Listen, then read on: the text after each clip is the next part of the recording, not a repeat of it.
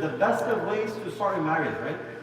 As my teacher would say, right? He'd say that if a person starts their marriage off or begins their relationship in a haram way, how can you expect the blessings of Allah Ta'ala? If you start your relationship in a haram way, how can you expect the blessings of Allah Ta'ala? At the same time, if you are starting your relationship in a halal and in the best of ways, then inshallah definitely the barakah and the blessings of Allah Ta'ala will be there. So anyways, we should go for Hajj and Umrah as often as we possibly can. And my recommendation is that for those of us who have gone first, alhamdulillah, good and well, right? You should dedicate a portion, a few days to go for Umrah. Once you have done it, once you have learned the rules and requirements, after that, you should go as frequently as you possibly can. Anytime you're traveling east, meaning anytime you're traveling to our native countries, you should definitely take 1 or 2 extra days and stop by for Umrah.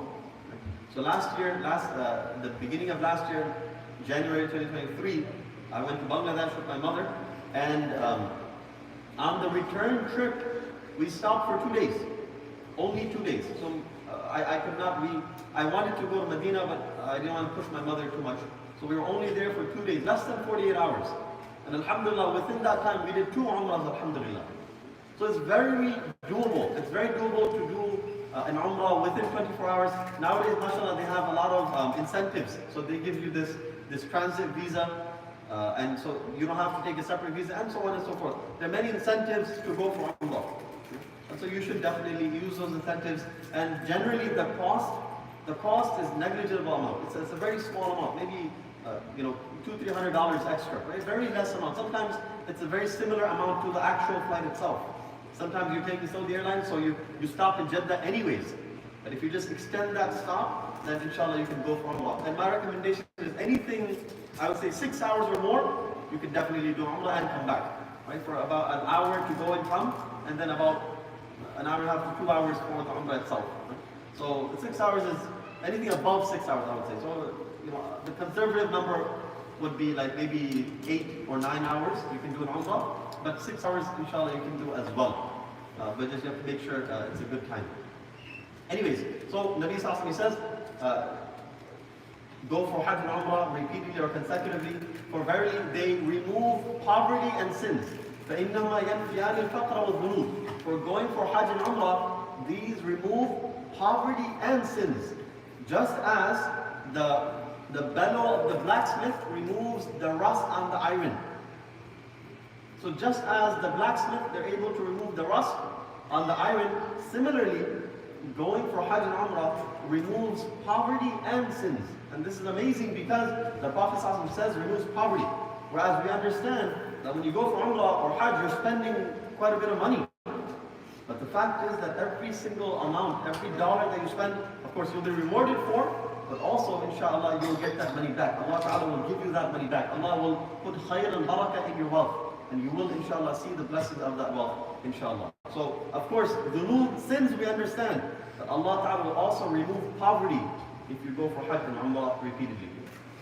So don't worry about the money that you spend for Hajj or Umrah. Inshallah, Allah Ta'ala will take care of it. Next hadith. Nabi Sallallahu Alaihi Wasallam, he says, Al-Hujjaj al-Ummar Wafdullah. He says, the people who go for Hajj and the people who go for Umrah, they are the delegation to Allah, or the delegation of Allah Ta'ala. In da'awu ajabahum. If they ask Allah Ta'ala for something, Allah Ta'ala responds to them. وَإِنِ اسْتَغْفَرُوهُ غَفَرَ لَهُمْ. And if they ask Allah Ta'ala for forgiveness, Allah Ta'ala will definitely forgive them. So if you want Allah Ta'ala to answer your dua, believe me, one of the best ways to get your du'as answered is to ask Allah Ta'ala there especially. Anything important, whatever you want. You want children, you want a good job, you want whatever, health and so on and so forth. Whichever du'as that you ask from Allah Ta'ala, definitely Allah Ta'ala will respond. Allah Ta'ala, and there are so many experiences, and so many people have shared their own experiences that the du'as that they made in Hajj or Umrah, Allah Ta'ala definitely responded to those du'as. Moving on. Nabi Sallallahu Alaihi Wasallam says, Yunzilullah, this is regarding the virtues of just being there itself. Yunzilullahu ala ahli al-masjidi, masjid Makkah, kulla yawmin 20 wa mi'ata rahmah. That Allah Ta'ala sends down on the people in Mecca, the Masjid of Mecca, meaning the Haram. Every single day Allah Ta'ala sends down 120 mercies, 120 rahmah. 60 منها للطائفين. 60 of those mercies are specifically for those who are doing tawaf. For those who are doing tawaf, 60 mercies are allocated for them. وَأَرْبَعِينَ لِلْمُصَلِّينَ. 40 are for those people who are praying. And وَعِشْرِينَ مِنْهَا لِلنَّاظِرِينَ. And 20 are for those individuals who are just looking at the Kaaba. Just looking at the Kaaba holds tremendous reward. And there's so much virtue in just looking at the Kaaba. And subhanAllah, believe me when I tell you, I have seen people sitting in the mataf area on their phones and on WhatsApp and doing other things. And so, subhanAllah, nowadays when you go there, right, oftentimes people do take pictures, right? And I'm not denying, I'm not saying you should not take pictures. But what I am saying is don't make it like a vlog, you know. Generally, don't make it like a vlog. You know, oftentimes you see people, they're holding the entire camera while they're doing tawaf. The entire time they're just holding that phone. Right? And so, you know, obviously, that person's concentration in that tawaf will not be there. That person will not be fully devoted in that tawaf. So very, very, very important. I remember myself, I was praying, and after I finished, I saw someone literally, he was watching WhatsApp stories in the mataf area. Right? And I saw so many other people doing so many strange things in the mataf. The Kaaba is in front of you. If you look at the Kaaba, you'll get reward. But we're looking at WhatsApp, we're looking at other things. So the fact is that if you want to take pictures, take one or two at the end, right? But don't make it the entire objective, that the entire time you're spending on videos and you know, FaceTiming someone back home so that they can join you virtually and tawaf. Don't do this, right? As much as possible, what's more important, instead of FaceTiming the entire tawaf, what's more valuable is if you spend that time making dua for them. That's much more valuable. And we'll speak about that inshallah. So essentially, doing tawaf, whether you're doing tawaf, whether you are praying salah, whether you are just looking at the Kaaba, there is reward in it as well. The final hadith, Aisha radiallahu anha, she narrates that Rasulullah sallallahu alaihi wasallam, he said to her in her Umrah, "Inna laki min al-ajri ala qadri nasabika wa nafaqatik." Amazing hadith. This hadith I found this year. So this was not part of the previous presentation. So this is like, every year I update the presentation, of course. Right? So this hadith was not there. Rasulullah sallallahu alaihi wasallam tells Aisha radiallahu anha that you will definitely receive reward proportionate to the amount of effort and the amount of money that you spend. It's amazing. Right? The amount of exertion and the amount of difficulty that you experience and the amount of money that you spend, you will definitely receive reward in comparison to that. So if you spend money, don't feel bad. If you get exhausted, don't feel bad. One of my teachers, he said when you go for, especially you speak about Hajj, but when you go for Hajj or Umrah, he said, allow your clothes to be dirty. He said, allow yourself to be dirty. He said, don't be so particular about making sure that your clothes are, you know, every speck of dust and dirt is cleaned off. He said, don't worry about all of that. That's a journey of love. That's a journey of you showing your devotion to Allah Ta'ala. So don't worry so much and don't be so particular about, you know, your clothing and dust and dirt. And don't worry. Of course, you should maintain hygiene. I'm not saying be dirty, right? But I'm saying that you should, of course, don't stress so much about it. So these are the virtues regarding Umrah. Moving on, we'll talk about some preparations that you should make. We'll begin by discussing the dini preparations that you should make. And so the dini preparation, number one, is that remember that this is a privileged religious journey. Privileged meaning many people, despite having the financial capabilities, despite having all of the resources, they're not able to go. Or they have not gone. And of course, that's from Allah Ta'ala. As many of us, we understand it as such, that bulawa, right? That call from Allah Ta'ala. When Allah Ta'ala invites you, that's when you will go. Not before, not a moment before that. So you have to understand that this is a privileged religious journey. You're not going for sightseeing. You're not going to shop, to buy gold. You're not going there to buy more new clothes. You're not going there for any other reason. But your primary purpose of going there is to worship Allah Ta'ala and to gain that proximity to Allah Ta'ala. And so understand this. There are many others who want to go. They have the financial capability. They have the health and everything else. But because of some reason or the other, Allah Ta'ala has not invited them. So remember, if you are going, be grateful to Allah Ta'ala. Number one. Number two, pray Salatul Hajjah. Salatul Hajjah is 2 rak'ats of asking Allah Ta'ala for assistance and asking Allah Ta'ala for ease on this journey. That you're going on a very important and sacred journey. You're spending a lot of money and you're spending time from your job, from your family, from other things. This is a very important time.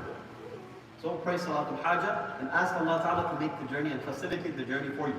There are many people who, and so many different things happen, right? They're traveling and their baggages are lost, or their baggages are late, for example. Right? And so they're stuck and they face so many difficulties. May Allah Ta'ala save and protect us all. Ameen. So pray Salatul Hajjah to Allah Ta'ala to make it easy for us. The next dini preparation tip that I have is to use this app. It's called Halal Trip. To use this trip, this app is called Halal Trip. And I'm not sponsored and I have no affiliations with these people. But what's amazing, this is such a good app, mashallah. What they've done is specifically for in-flight prayer times. They have calculated all of it. So what you should do is download the app. And again, right, you don't even have to put in your information, to my knowledge. I don't think you have to set up an account. But even if you have to, just set it up. It's such a good app, mashallah, right? In-flight prayer times. You set it up and you input the departure airport and the arrival airport and the time that you're traveling. And then they will calculate not only the prayer time, so they'll calculate that, okay, you know what, based on where you are, this is the salah that's come in. Not only that, but they'll also tell you the direction of Qibla. Because of course all of this is all the same, right? They have the same routes and everything. So mashallah, they've done a wonderful job that depending on where you are in the journey, they will tell you this is the direction of Qibla. And you can save it for offline use and so on. It's such a good app. Now is it 100% accurate? Allah knows best. Right? But at least it's a good start. At least you know that, okay, these are the times for salah. And so therefore you should be able to pray your salah while you're on the plane. So especially if you're going for Umrah, try not to miss your salawat, right? Especially as you're on the plane, some people they make excuses, I'm gonna just pray on the seat. I'm just gonna make it up after I land and so on. Don't do this, right? If you have the ability to pray, pray. If you have the ability to stand, you must stand. According to our scholars, if you have the ability to stand, you must stand. So what would you do? How would you do it? When it comes time for salah, then you can just go in the back, especially when it's not time for food or anything else. If you go in the back, you ask the flight attendant, can I pray 2 rakats or can I pray quickly here? Generally, they're not opposed to it. Generally, they're very accommodating. So, if you have questions, just please raise your hand, inshallah. Let's not interrupt, inshallah. But yes, Saudi Airlines, of course, has a musalla area. So, but if they don't have that, you can generally go in the back of the airplane, and inshallah, they will accommodate for you, inshallah. And I've prayed many times on the plane itself. Right? So it is possible. Okay? So, halal trip. Next is you should take a Quran or some books, and some books and some notepads. Okay? You should take all of these things. You should take a small Quran. Why do I say this? Because yes, in the Masjid you'll have Qurans, in Makkah and Medina you'll have Qurans, but for the journey, for example, right? So yes, you can use your phone, but also you don't want to be distracted. You don't want to be distracted on your phone, and you don't want to be doing other things on your phone. You don't want to spend time, for example, you're on the bus, for example, traveling from one place to another. You don't want to spend that time responding to text messages or anything else.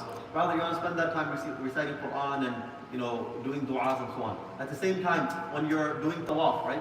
Oftentimes, what do people do? They write their du'as down on their phones. And so then when they're doing tawaf, they have all of these other people texting, they have notifications. And so during tawaf, they're checking their notifications. You shouldn't do all of that, right? as much as possible. That's why my suggestion is if you are going to use your phone, then make sure it's on airplane mode and that you're not getting any notifications or anything else. Rather, you're dedicating that time.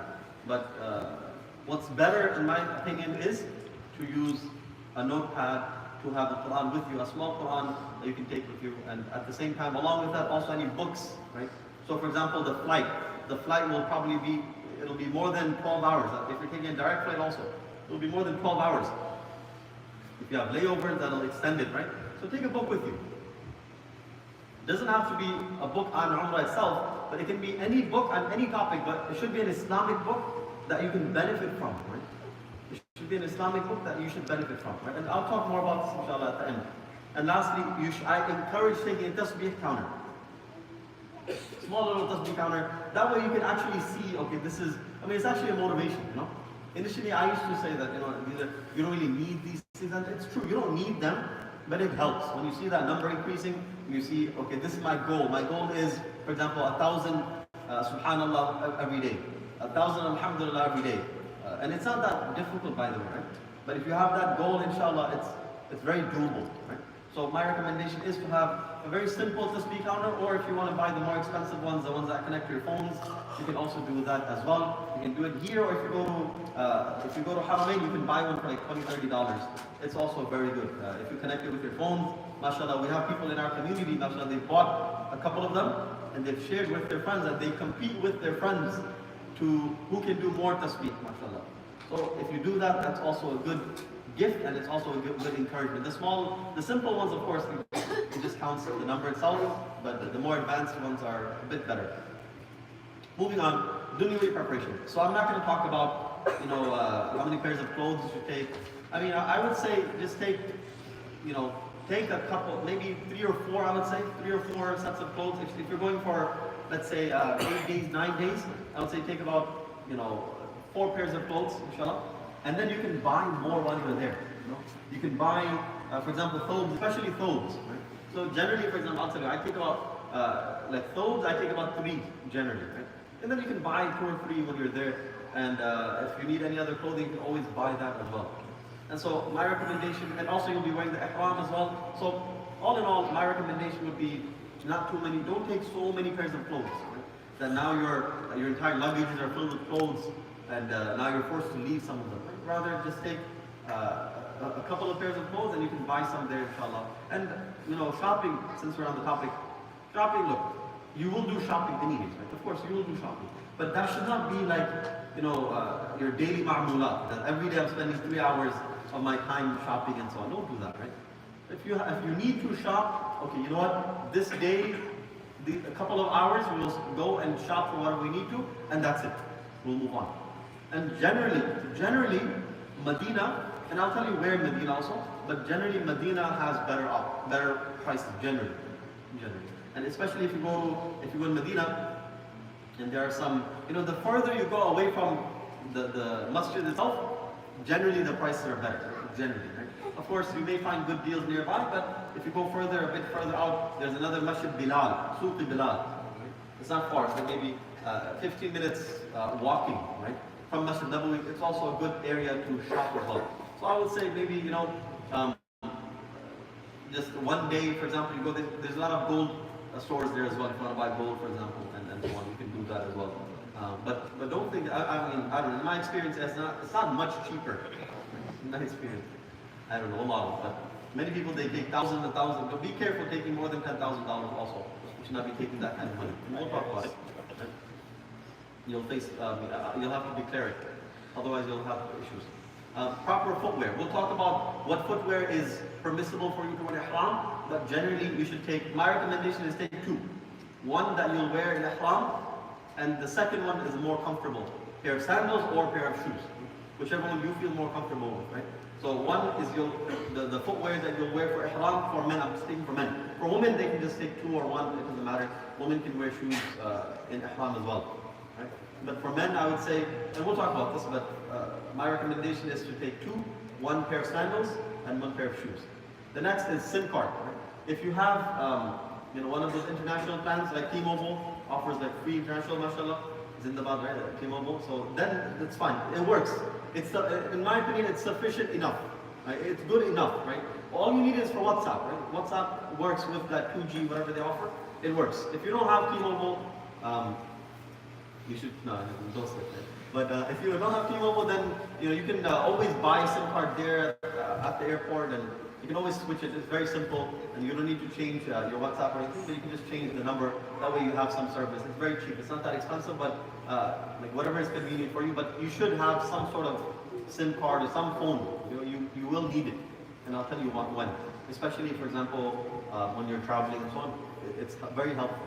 Lastly, credit cards. Right? My suggestion is to take two. Right? If you're traveling with somebody, let's say you and your wife are going, then just take one each, something like that. But if you are traveling alone, my suggestion is to take two credit cards. And not debit cards. Do not take debit cards. And my recommendation is don't take so much cash. My recommendation is if you take, I would say $500, that's more than enough. Because most stores, they accept credit card. Most stores, they'll accept credit card. There are some stores that don't accept credit card. For those stores, you can use cash. But the vast majority of stores, they use credit cards, and they'll accept credit cards. So I would say two credit cards in case you lose one. And why do I say credit cards and not debit cards? Because credit cards, if you lose it, you can easily cancel it. Right? If you lose a debit card, someone can easily take depending on the debit card, they can take your money from you. So just be careful of taking your debit card. But credit card, you can easily cancel it at any transaction. You can easily dispute them. Okay, moving on, we're going to talk about ihram now. So obviously, tahara. Tahara is necessary. I'm not going to go so deep into it, but just to give you an understanding. Tahara, you must maintain cleanliness, right? Cut your nails. If you have very long hair, I would say cut it before ihram, because once you're in the state of ihram, hair might start falling off. It may be difficult, so you may want to cut it short and then just shave it off when you're there. But tahara is necessary. So cut your nails, cut whatever other hair you need to, and maintain tahara, right? One important thing is that, and we'll talk about this inshallah, that yes, you can use deodorant. Yes, you can use deodorant. There are deodorants and soaps that are unscented. But if you are not in the state of ihram, you can use deodorant. Right? So for example, prior to entering into the state of ihram, you can wear deodorant. Many people, they don't know this. You can put on perfume and cologne before you enter the state of ihram. So do whatever you need to before you enter the state of ihram. Number one. Number two, you should wear appropriate clothes and have the appropriate sandals. So as I said, for men, there's no unstitched clothing generally, right? Of course, if there are some reasons, if someone needs some clothing, for example, then that's a different story. But generally for men, no stitched clothing, and you must wear sandals that expose the bone that's in the center of your foot. So those of you who can see me, this bone here. According to our scholars, this is the bone that must be exposed. So based on that, the only type of sandals that would be allowed would be flip-flops. Generally flip-flops would be allowed, right? So my recommendation, so for example, I always say this, I bought one pair of Crocs like 5 years ago. And the same pair of Crocs I've been using for Umrah. I bought a second pair, the same one, just in case the first one rips, but mashallah, $20, mashallah, has been working very well. A nice simple, the flip-flop Crocs. Very simple, just buy one of those. It's very simple and very simple, and it works. I've done dozens of Umrahs, alhamdulillah, in those same Crocs. They're like blessed Crocs, right? It's like put them somewhere, right? Anyways, again, I'm not sponsored, but I wish. So you should use sandals, simple, comfortable sandals. Why do I say Crocs? Because generally they're plastic, so even if you're like sweating, for example, or even if like dust comes on, you can easily just wash it off. It's very simple, right? So wear appropriate clothing. For men, you're only allowed to wear unstitched clothing and the 2 sheets of ihram. 2 sheets of ihram and no unstitched clothing. For women, they're allowed to wear any loose, comfortable clothing. Now 2 things here, right? When it comes to clothing. Unfortunately, I've seen many people, they don't wear the ihram properly. And so you have to understand that for men, you must cover from your navel below your knees. You must cover this area. I've seen so many people that their ihram is well below their belly button, well below their navel. And so, their umrah, they're not wearing the ihram properly and their awrah is exposed. And I've seen Many women also, what they do is, they wear the simple scarves. Don't wear those simple scarves. Wear the salah scarves that women have. The one that pull over, the ones that pull over, just wear those. Don't wear the ones that you have to wrap around, because those will come off. Generally it'll come off. So don't wear those.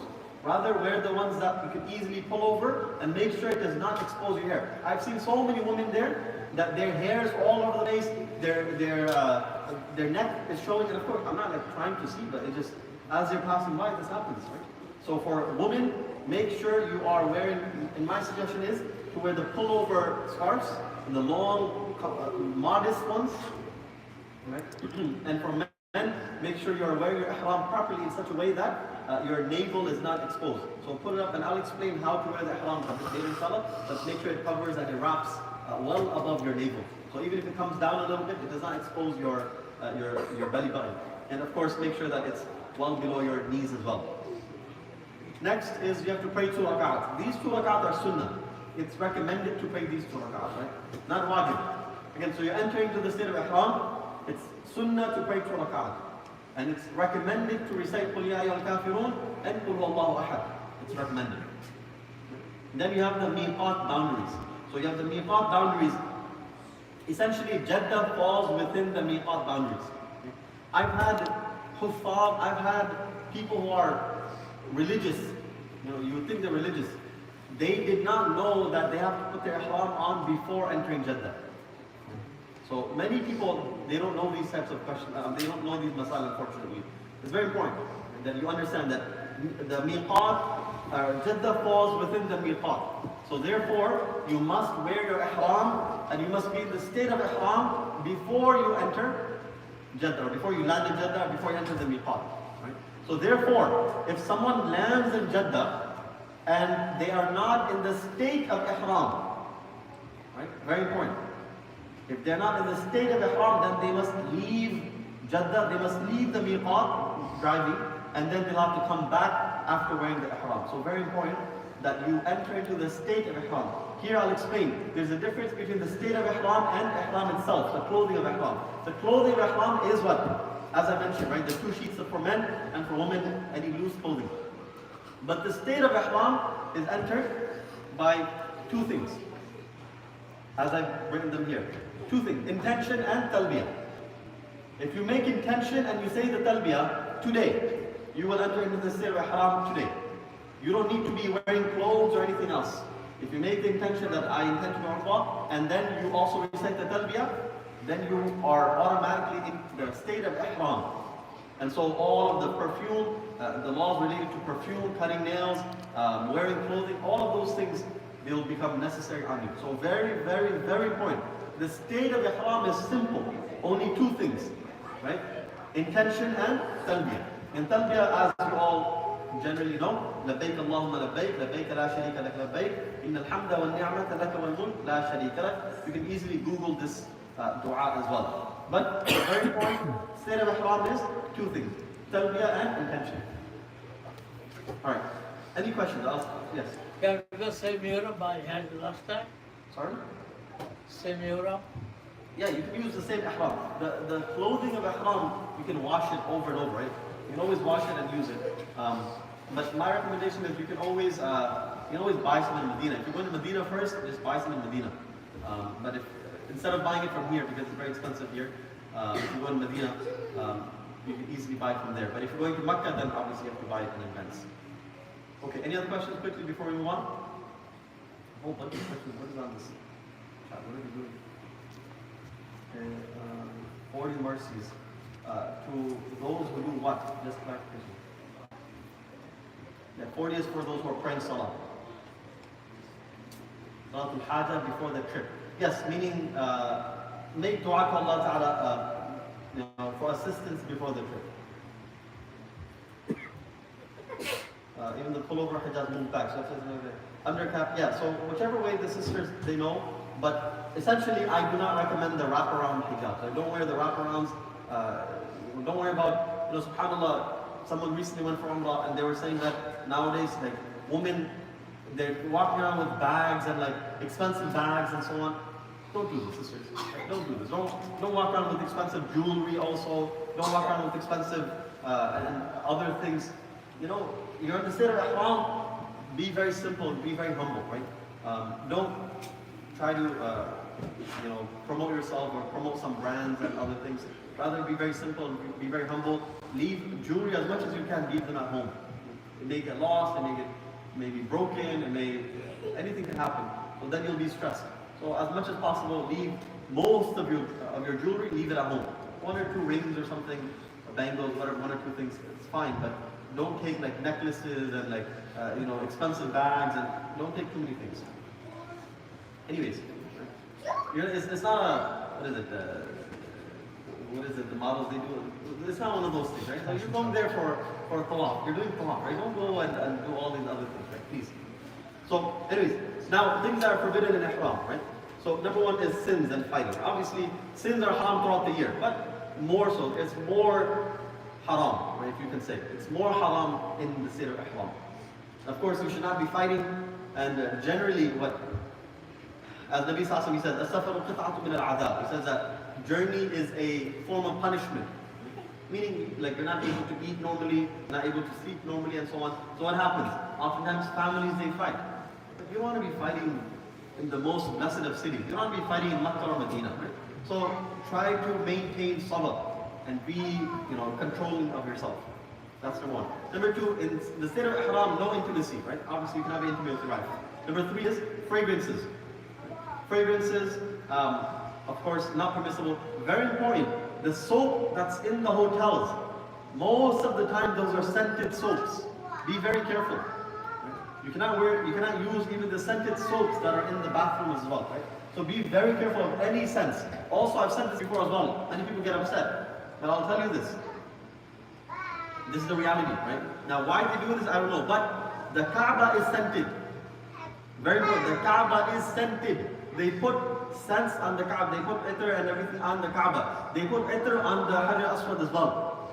So very important. If you are touching it and you smell your hand and your hand smells, that means you have touched fragrance. So then, of course, you have to give some expiation, some sadaqah and so on. But understand, that is a reality. Why they do it, I don't know. But they do it. They put fragrance on the Kaaba. They put fragrance on the Hajar Aswad. So be very careful. You can put fragrances on before you enter into the state of ihram, but not after. So you can put on some cologne, whatever else, but after you enter the state of ihram, you cannot do that. So you can also put deodorant and so on, but not afterwards. Even if the deodorant, rubs off on the ihram clothing, it's okay. Obviously, you cannot remove body hair or any nails. If you do, there are different expiations and different things that happen. Right? You cannot kill lice, you cannot kill animals generally. If they're harmful animals, as it's going to come also, you can kill dangerous animals and insects such as scorpions and snakes and so on. But generally,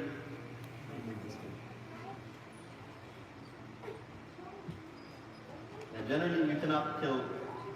You cannot kill animals generally, and of course, you cannot cut grass. You cannot cut grass or trees or anything else. Those things obviously you cannot do. Moving on.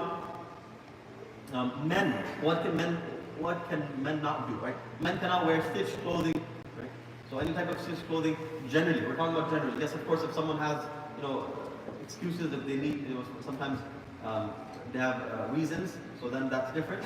But generally, men cannot wear stitched clothing. Men cannot cover your head or your face, and you cannot wear footwear that covers your instep. The instep, as I said, the bone that's in the center of your foot.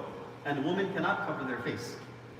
So now, what happens if you do? For example, in COVID, you have to wear masks and so on, right? But if you do wear a mask, or for sometimes women, they want to cover their face, for example. If you do, depending on how long you cover your face, you have to give some expiation. So generally, anything less than 12 hours, you have to give like 15 riyals in sadaqah. 15 riyals is like $4 maybe, right? So if you cover your face for women or men, if you cover your face for less than 12 hours, then you'll have to give about 15 riyals in sadaqah. We'll talk about it a bit later. So things that you can do. You can shower. You can shower, right? People sometimes they feel, I cannot take off the clothes of ihram. No. You can take the clothes of ihram off. You can exchange your ihram as well. You can take it, let's say your ihram got dirty, you can take another ihram. Right? So you can shower, just don't use scented soap or anything else, right?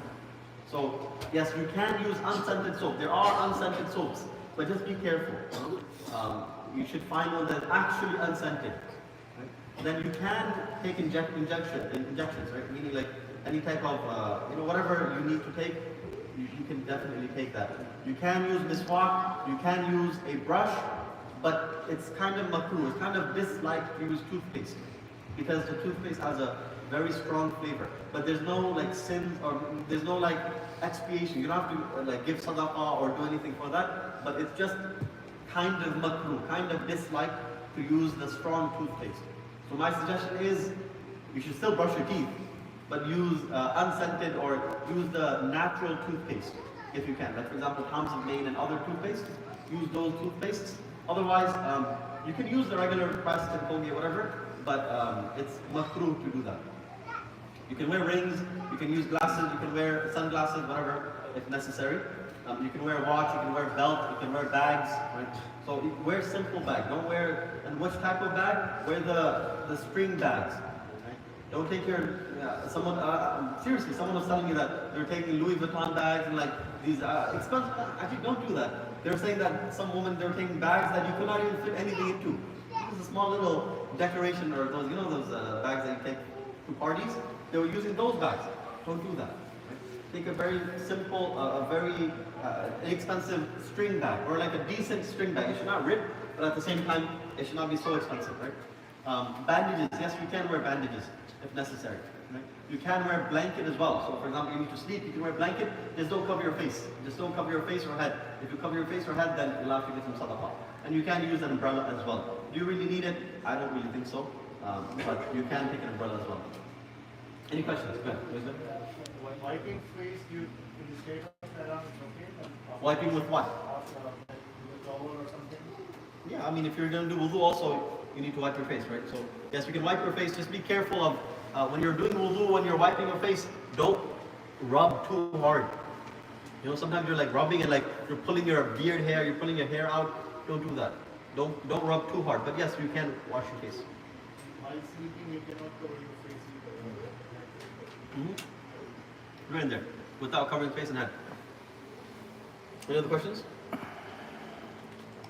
I got a question. You said, you're talking about showers and things of nature while you're in Iran, right? Is that for people that are generally doing multiple umrahs and you're staying in Iran for a long period of time? I mean, yes and no. Right? Let's say, for example, you're traveling from here to Makkah, right? You're to Jeddah, right? You're taking a direct flight. So let's say you wear ihram from here, for example. It's a like 13-hour flight, for example. You get to Jeddah, you have to go through immigration, you have to go through, you have to take an hour bus ride. By the time you get to your hotel, it's like half a day. It's disgusting, you feel disgusting. So, yes, you can take a shower there. Question, what is the rule on doing Umrah for someone else? I'll talk about that. Okay. Any questions on what we discussed so far? Moving on. Right, so we'll talk about, just quickly address this. Do you know any, what if there's used around the Kaaba, it's also okay. Generally you go to like some of the more better perfume shops, they'll tell you. But if for females the hair comes from wearing the undercap or fashion, yeah, so if you're like, if a couple of hairs come off, if they come off because of your actions, then you'll have to give sadaqah. Essentially if like 2-3 hairs come off, or anything obviously more than that also, you have to give sadaqah. So this is generally for women or men with longer hair, we should be concerned about this. Right? But Muhammad, I mean, not the word, right? No. Alright, Makkah, moving on. Alright, so as you said, now you get to Makkah, again, you've traveled a lengthy journey, you get to Makkah, finally, you might be tired. So rest. There's no need to immediately rush and go through the procedure. It takes time. So, go rest if you need to, go eat food, get your energy. You don't want to, be exhausted on the journey, meaning from the journey, you don't want to be exhausted during the Umrah. And you want to have, your brain should be functioning and you should be able to make du'as and so on. You shouldn't be exhausted while you're doing the Umrah, right? So, rest up, number one. Number two, consider doing Umrah at night. My suggestion is to do Umrah around 2 a.m. 1 to 2 a.m. That's my suggestion, right? That's a good time to do Umrah, generally. If you're doing Umrah on a Friday, my recommendation is about an hour after, or about half an hour after Ishraq. So after Ishraq, maybe half an hour after that, you do your Umrah, and then I would say just stay there. So prepare for that, meaning you prepare for that in advance. Right? I'm just saying for Friday, but generally, my recommendation is to do it at night. Around 1 to 2 a.m. you start your Umrah, inshallah you can wrap up everything before Fajr. Right? Moving a bit quickly inshallah because of shortage of time, you enter the masjid humbly with your du'as. Right? Obviously the scholars they mention that you should be looking down. So according to some scholars they say that the first sight of the Kaaba, your du'as will be accepted. Right? So based on this, Imam Abu Hanifa for example, right, what he would do, his first sight, when he would first see the Kaaba, he would make dua to Allah Ta'ala. And now, you can probably guess what dua he would make. So if you rubbed a lamp and a genie came out, right, and then the genie said, you know what, I'll give you one wish. What wish would you like? More wishes. We get more wishes, right? So Imam Abu Hanifa, rahmatullah alayh, he would make dua to Allah Ta'ala that Allah accept all my du'as. So that would be his dua, right? So therefore, that's a good thing to do, right? Generally, look down. Everyone's going the same direction. Don't think there's something else to do there, right? Everyone's going the same direction, right? So just look down. Just if you're with a crowd, then alhamdulillah, just keep following them, and you can see from your peripherals what's happening and so on. You walk, and then once you get to the mataf area, the main base, the floor area, you get there, and then just pull to the side. And then look at the Kaaba. And subhanAllah, every time you see the Kaaba, it's just amazing, right? Especially the first, after coming, even after a couple of months, the first sight of the Kaaba is amazing. And then make your du'as there. Stand there in the corner and make your du'as, right? And then whatever other du'as, right? You say all of those du'as, and you make du'a after seeing the Kaaba. Seeing Kaaba every time or just first time? So according to some scholars, they say that So based on one opinion, they say that, listen, every single time you see the Kaaba is so majestic and so blessed that every time you see the Kaaba, your du'as are accepted, according to some scholars. Other scholars, they say that, when you see it the first time. Now, based on that, some scholars, they say that first time you see it the first trip. Other scholars say first time in your life. Allah, my suggestion is value every single time that you can see the Kaaba. And Do you have a chance to kiss a black stone? No, I did not. I'll explain why. And so assume that every dua that you make there is accepted inshallah. So this is the Kaaba, just a quick diagram for those who have not been. So for example, as you can see, the black stone is there, right? And then the kiswa is the cloth of the Kaaba. The multazam is the door of the Kaaba, or that area, the wall, that area between the door of the Kaaba and the black stone, that area. And you will generally start off from the Hajar Aswad. Right? You'll start off in line with the Hajar Aswad, and you will go anti-clockwise. Of course, meaning you'll be going left, more or less, just to make it easy, right? You have the Maqam Ibrahim there, you have the door of the Kaaba, you have the Hajar Ismail, the Hatim, what's known as that small portion, that's technically part of the Kaaba, right? So people are still able to pray there. There are different corners there. I'll talk about every single one of those corners, inshallah, right? Let's move on. Now Tawaf, right? Tawaf is fun, right? They're basically, and I'll give you a very nice summary, so don't think this is too much, right? I'll summarize everything very simply, right? Tawaf is fun. You must do Tawaf. That's the first thing you must do, right? The first thing you must do is be in Ihram, right? You must be in the state of Ihram. Second thing you must do is Tawaf, right? For Umrah. You walk around the Kaaba 7 times, right? It's wajib to be in the state of wudu, meaning if you're not in the state of wudu, go back and go do wudu. Right? You'll start from Hajar Aswad. Generally, for example, Hajar Aswad will be on your left, and you'll see a green light on your right. There'll be a green light. I wish they had a light on the ground, by the way. I really wish they had that. They don't. I don't know why. Simple things would make our lives very easy, but they don't have it, right? So anyways, so the light is there. You have to guess. Okay, and people, they start from halfway before. They start from from very far in advance, right? But essentially, as you get closer, what you'll have to do is you'll stop your talbiyah. So up until that point, you should continue doing talbiyah, labbaik Allahumma labbaik. But as soon as you're about to start tawaf, you stop talbiyah. And then men should do ittiba'. Ittiba' is basically exposing your left arm, right? Your right arm. You take the cloth, the ihram, you put it under your right arm and you throw it over your left arm. So essentially you'll be exposing your right arm. Okay? This is only for tawaf. Right? So people should not go around, unfortunately, we've seen videos of like men, trying to flex themselves and flex their muscles and so on, and now they're there and don't do that, right? Just for the tawaf itself, just do ittiba'. If you're going to be a means of fitna, then don't even do that. Okay? So the steps for tawaf, how to do tawaf. Essentially, number one, you will make intention. Now, it's not necessary to be verbal, but you make your intention that, oh Allah, I'm doing tawaf. The second is, you stand in line with Hajar al-Aswad. Meaning not necessarily stand, but you come in line with Hajar al-Aswad. Then istiqbal. Istiqbal means you turn towards the Kaaba, towards the Hajar al-Aswad, and you do istilam. Istilam is basically raising one hand or both hands, and then kissing your hand.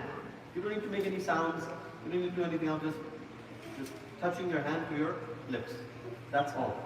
That's known as istilam. Istilam, right?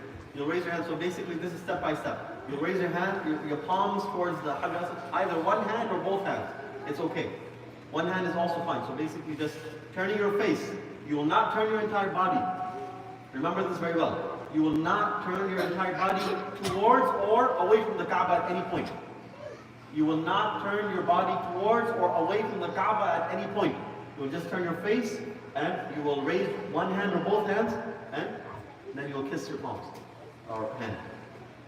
Essentially you will do this 8 times. Before every round and at the end of the 7th round as well. Okay. So it's sunnah for men to do ramal. Ramal is basically in the first 3 tawafs to walk a bit with strength and vigor. Like, stand tall with your chest out and stand strong, right? Essentially this is to show the might of the Muslim Ummah. And to walk a bit quicker than meaning not to run, but just to walk a bit quicker. Now, if you're traveling with women, with children, you don't need to do all of this, right? Just walk normally, okay? And also, if you're congested, don't start pushing people and I have to do ramal, so I'm going to push. No, it's sunnah to do ramal, but it's not necessary. Recite Quran, do dhikr, or make dua. And of course, I recommend you all to make as much dua as you possibly can. And my suggestion is to divide your du'as. Right? So for example, in the first, I say this all the time, right? In the first tawaf, I'll make dua for myself. Second tawaf, I'll make dua for my family. Third tawaf, I'll make dua for, so on and so forth. Like basically like this, you can divide up your tawaf. Right? That way, inshallah, you'll have, you'll keep track of your tawaf as well. Right? You cannot eat, but yes, you can drink zamzam. And then, of course, you should complete the tawaf 7 times. And once you are nearing the end, right? Once you're nearing the end, no, I didn't mention, but anyways. So essentially, every time you're doing tawaf, once you come to the last side of the Kaaba, it's sunnah to say, رَبَّنَا آتِنَا فِي الدُّنْيَا حَسَنَةً وَفِي الْآخِرَةِ حَسَنَةً وَقِنَا عَذَابَ النَّارِ. One time, it's sunnah. Okay? It's a sunnah to say one time. You don't need to say it, it's sunnah to do it.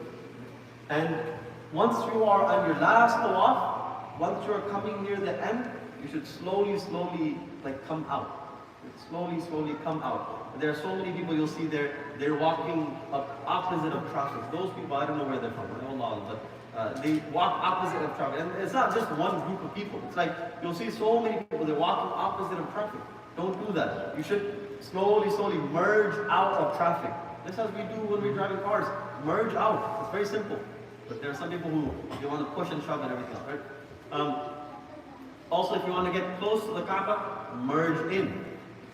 Merge into the Kaaba. And generally, if you want to touch, I've touched the Kaaba, I've not kissed the Hajar al-Aswad, I'll tell you why, right? If you want to touch the Kaaba, generally, after the Hajar al-Aswad, generally after that side, it's a bit less congested there. So the other side, the next side, generally is a bit less congested. You can generally touch in that area, inshallah. So that's just one recommendation. Because most people are congested towards the Hajar al-Aswad, so if you move a little further, you can generally touch the Kaaba at least. Inshallah there. As for touching the Hajar al-Aswad, I've gone there I've gone for Umrah, alhamdulillah, alhamdulillah, many times, but I have not yet touched the Hajar al-Aswad because I don't want to fight people. I don't want to push people, I don't want to shove people, and so unfortunately, I've not been able to touch it, but that's just the reality, right? If you want to go and touch the Hajar al-Aswad, likely you have to push, shove, and do all of those. I generally don't want to do that, so I don't do it. It's haram to push, it's haram to hurt people, right? It's recommended to kiss the Hajar al-Aswad, but is it worth it if you're pushing and shoving and hurting other people? No, it's not. That's an entire complete tawaf. After tawaf, 2 rak'at is wajib. You must pray 2 rak'at. It's recommended to recite Qul Ya Ayyuhal Kafirun and Qul Huwallahu Ahad.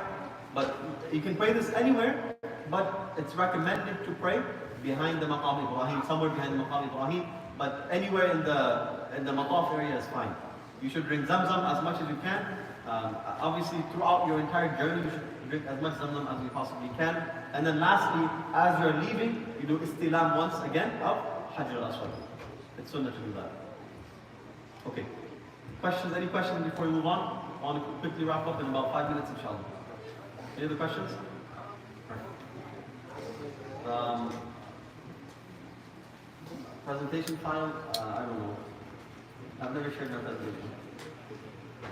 Okay, Sa'i. Okay. Sa'i, essentially it's wajib to do Sa'i. This is the second thing, right? Or the third thing. Ihram, Tawaf, right? And those 2 rak'ats are wajib. This is the next thing that you must do, right? You must do Sa'i. Sa'i is basically 7 one-way trips. You start from Safa and you end at Marwa. So 7 one-way trips, right?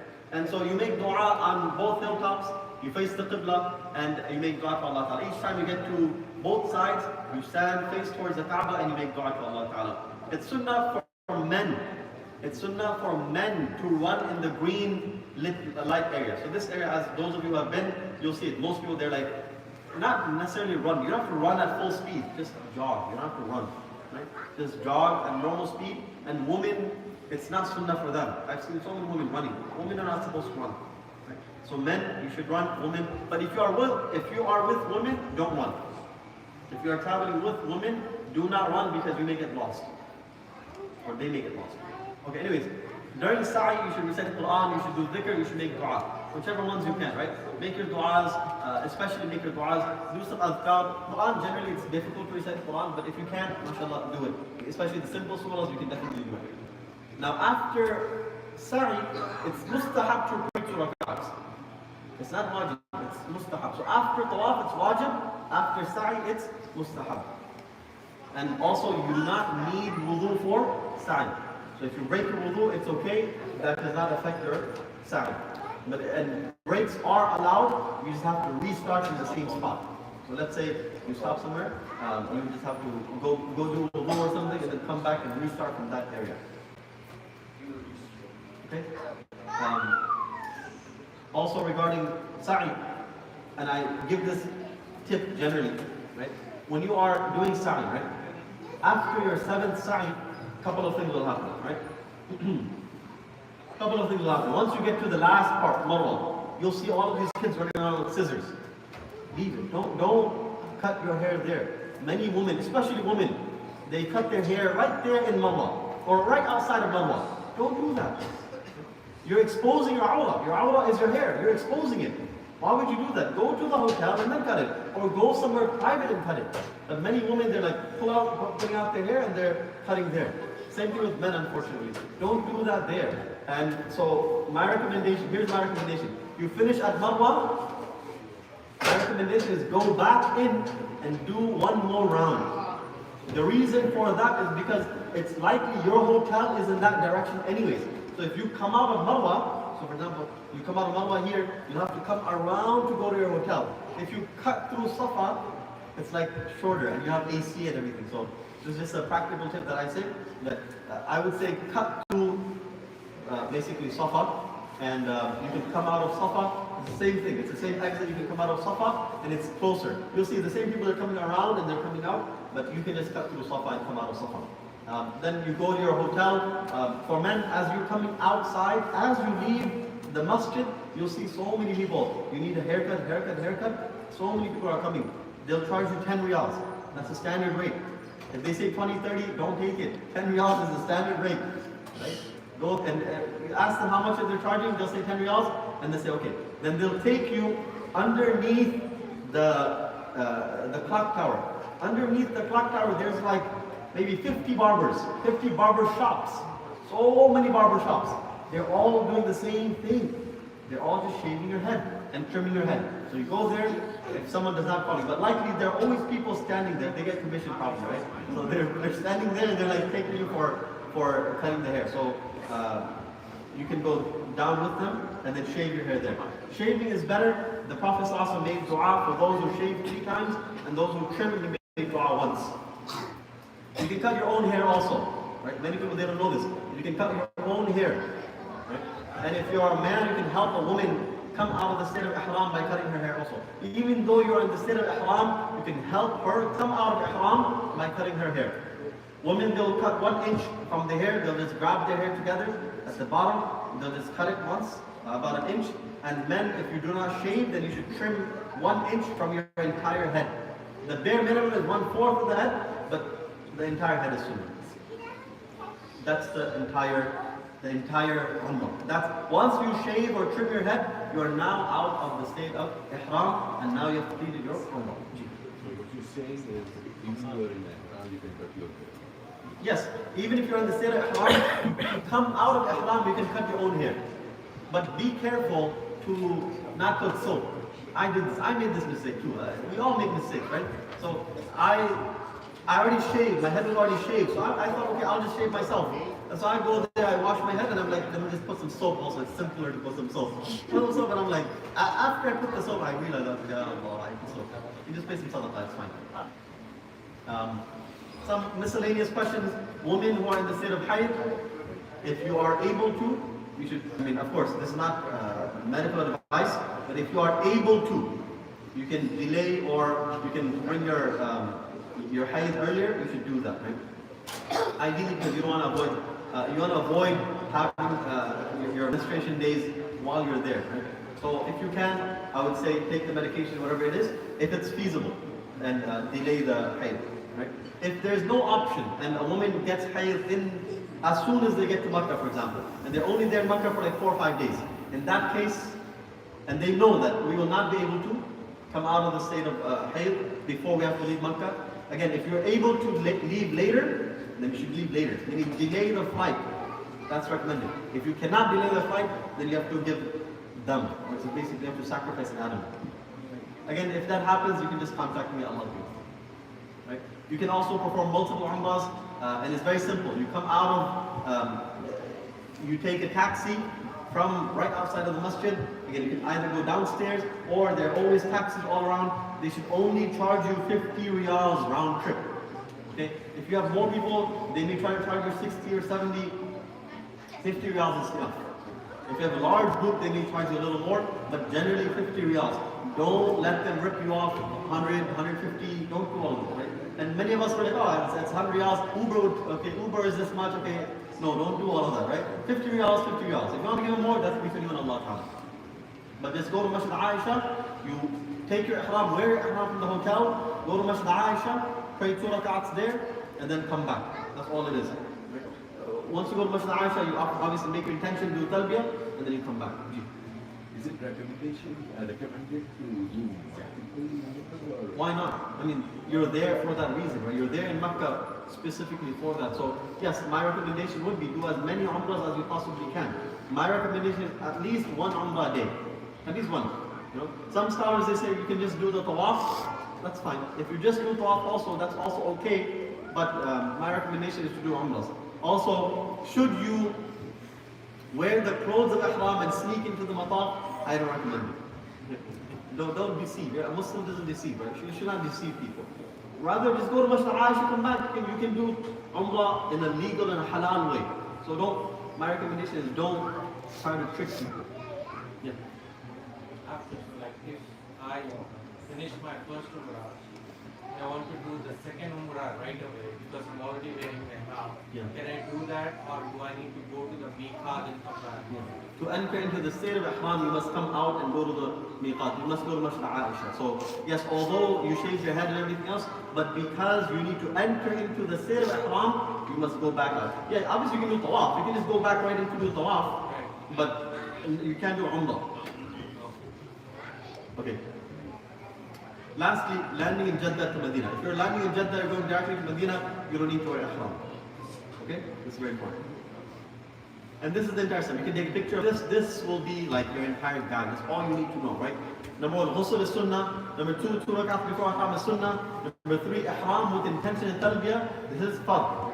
Right? Number four, tawaf is requirement, it's fard. 2 rak'at after tawaf is wajib. Sa'i is wajib. And halaq, meaning shaving, or qasr, which is trimming, it's also wajib. You must do it. Okay? Yes?